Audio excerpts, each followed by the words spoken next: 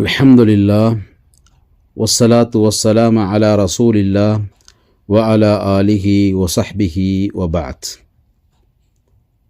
அன்புக்குரியவர்களே, பொறுமை வெற்றியின் திறவுகோலாக இருக்கின்றது.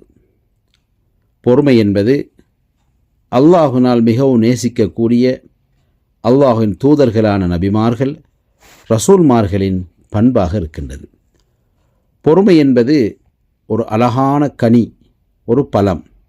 அதனுடைய சுவை இனிமையானதாகவும் ருசியானதாகவும் இருக்கும்.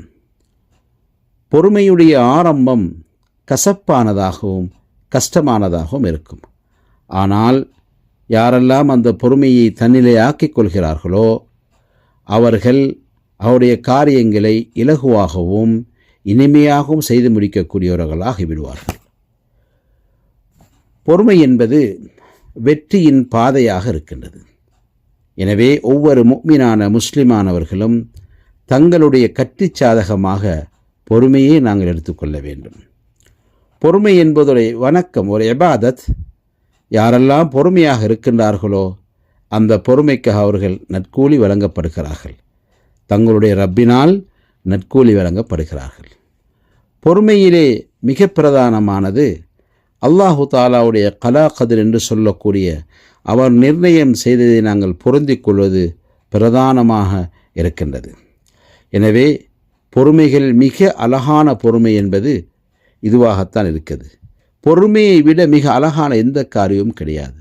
மகத்தான காரியங்களில் மிக சிறப்பான காரியம் பொறுமையாக இருக்கின்றது. பொறுமை என்பது எல்லா பண்புகளை விட சிறந்த அஹ்லாக்கான தான் பொறுமையாக இருக்கின்றது. பொறுமை ஆரம்பத்திலே கவலையாகவும் சோகமாகவும் இருக்கும்.